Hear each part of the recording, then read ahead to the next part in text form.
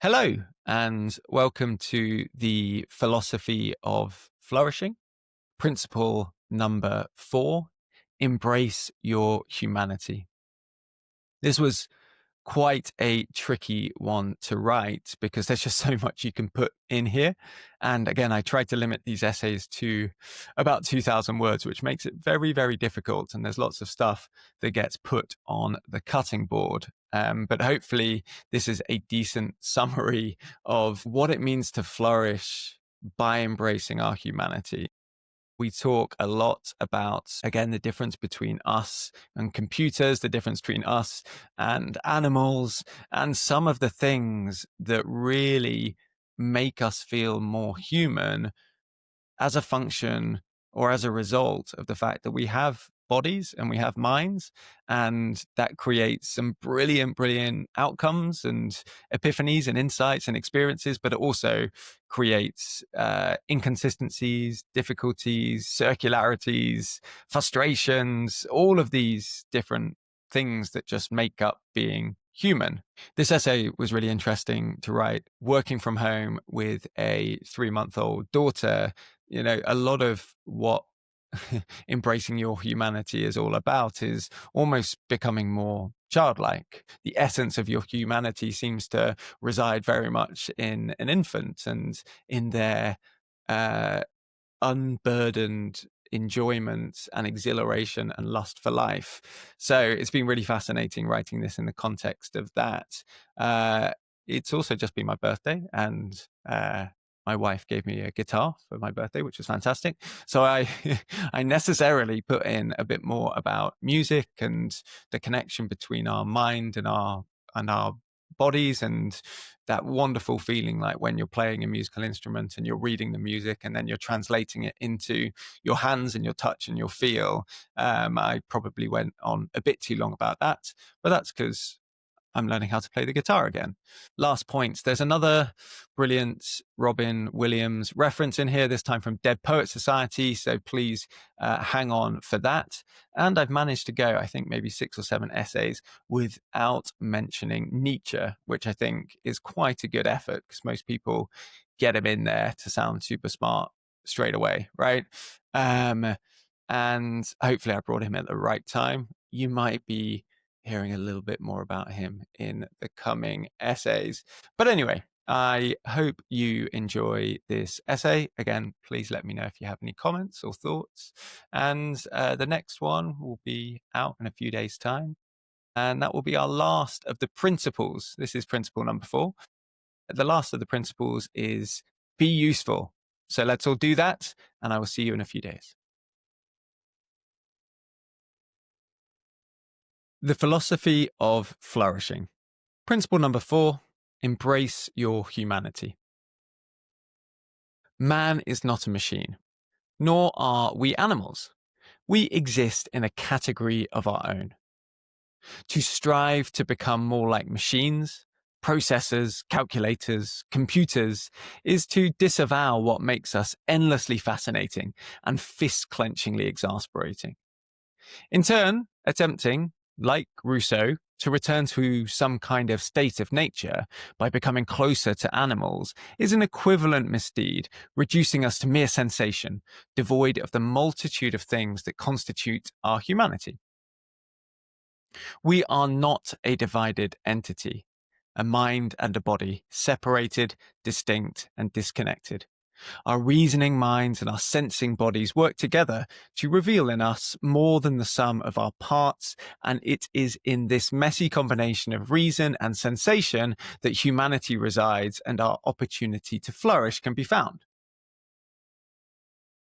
To flourish is to embrace our humanity, acknowledging, as Montaigne writes, the sickly humours of the conditions of our being, which anchor us and prevent us from flying too close to the sun. We contain multitudes, vacillating within an internal battle between reason and intuition. We can only flourish when we start to live within the parameters of our frustratingly limited bodies and minds.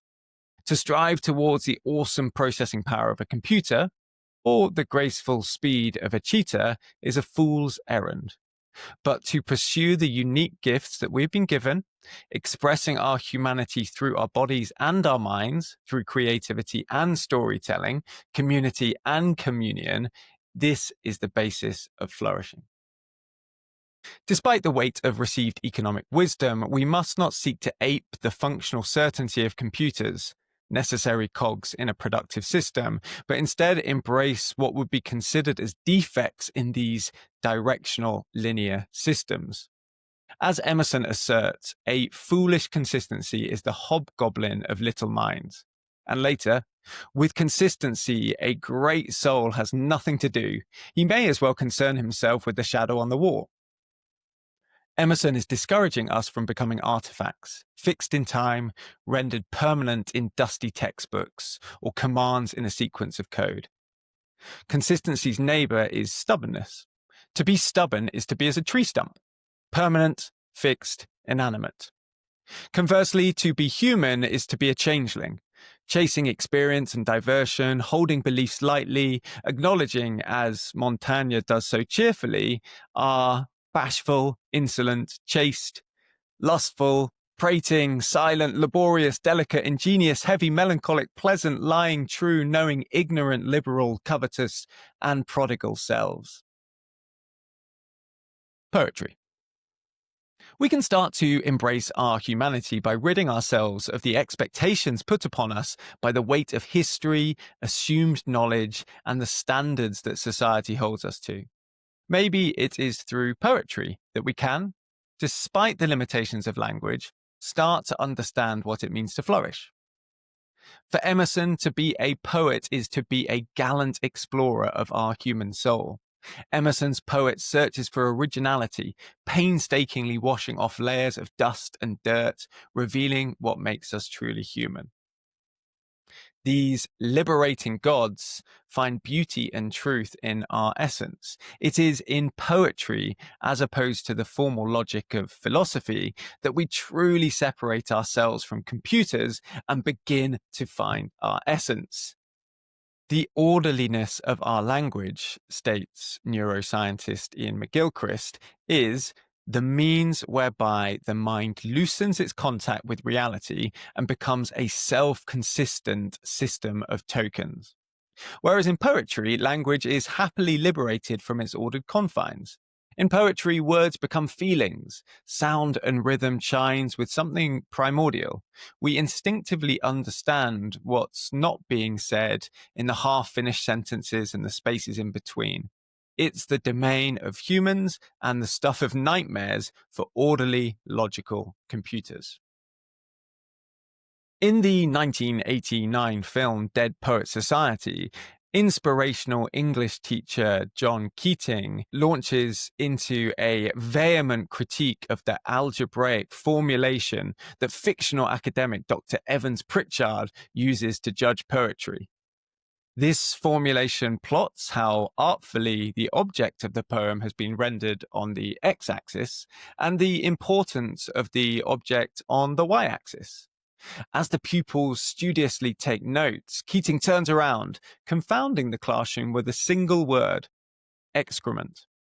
He continues, "That's what I think of Dr. J. Evans Pritchard. We're not laying pipe, we're talking about poetry. Poetry exists to plumb the depths of what it means to be human." According to Emerson, when we act and think primarily, we become poets of ourselves. We are capable of poetry if we grasp the awesome power of our imagination.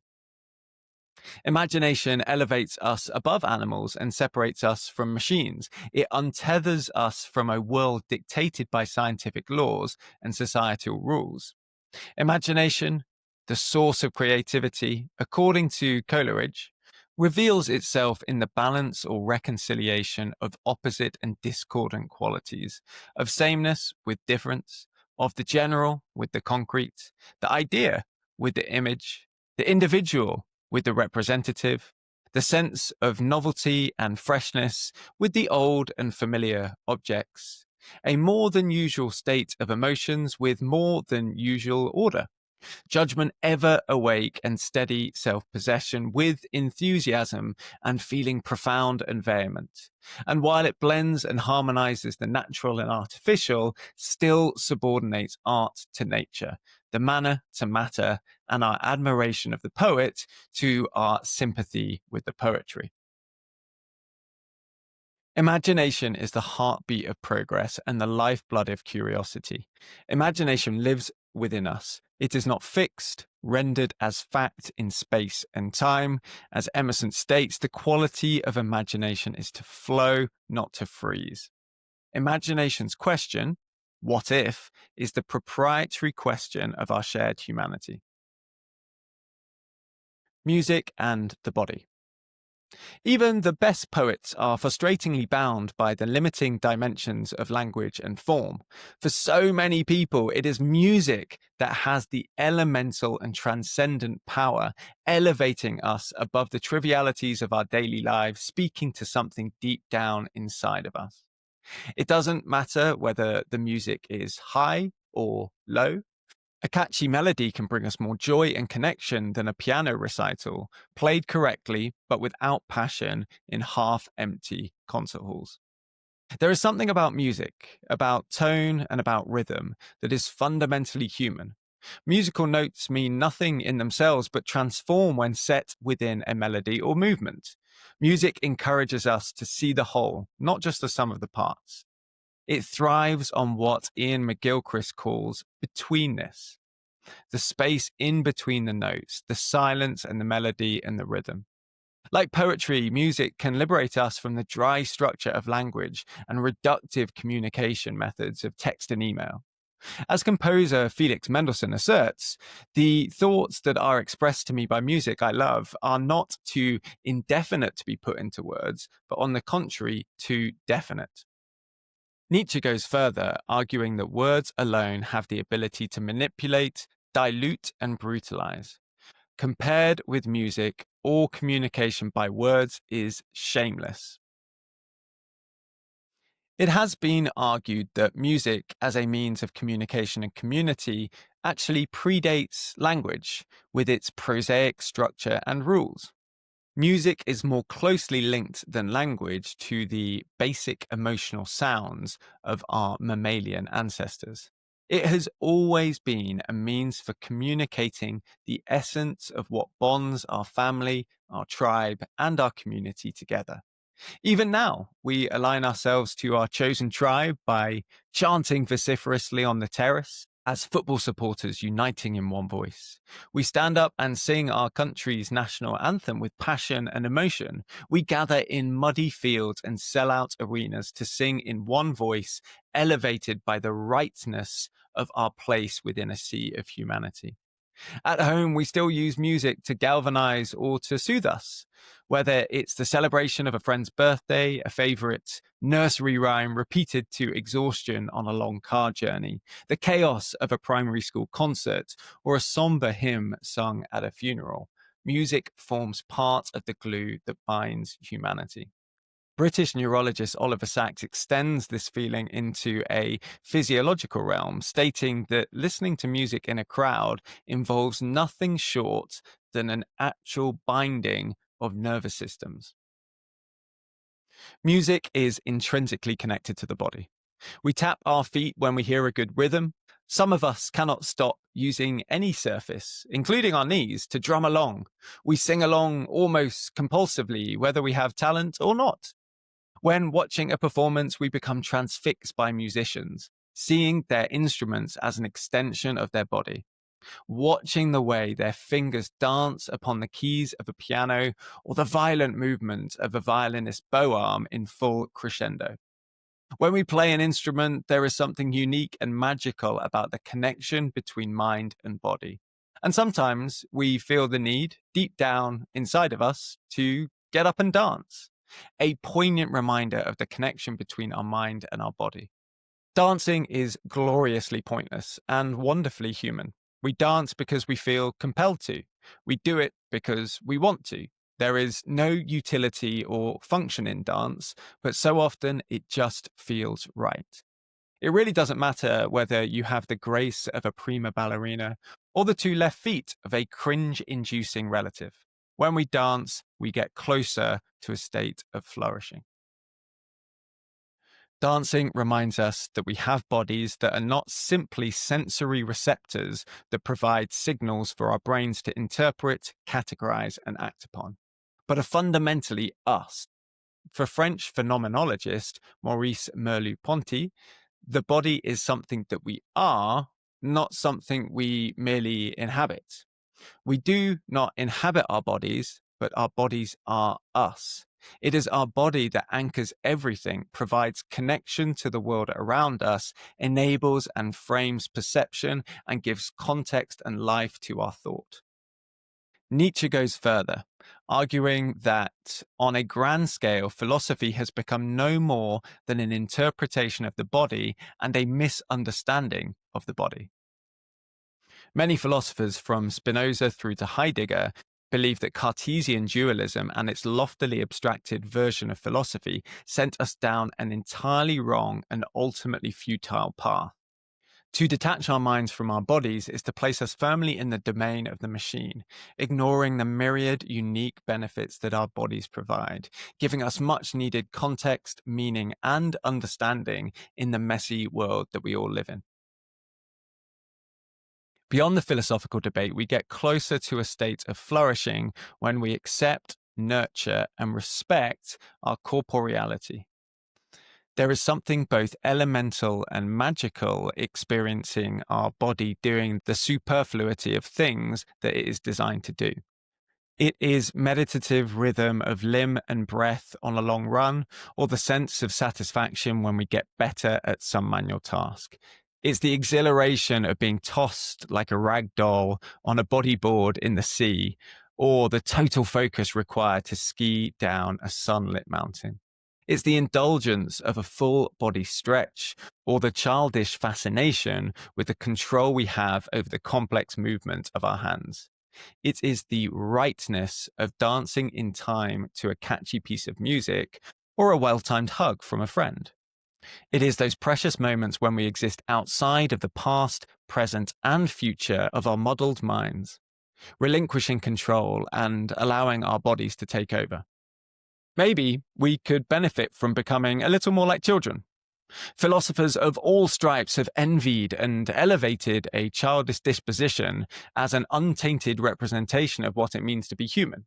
Children entertain boundless curiosity, are animated by fierce passions, create highly original art, fail to let inhibitions hinder a great adventure, a new experience, or a potential best friend. Children play without expectation of future reward. Children are uninhibited by past mistakes or future fears. Children are endlessly fascinated by their bodies and seem appropriately impressed by its function and uses. Children live to give and receive friendship and love. As adults, we get closer to a state of flourishing by becoming more childlike, casting off the baggage of our history, the weight of external expectations, the fear of failure and ridicule, and the overwhelming uncertainty of the future. As Nietzsche rightly argues, the struggle of maturity is to recover the seriousness of a child at play. However, as we play, we have an inherent desire to be useful. That's for the next essay.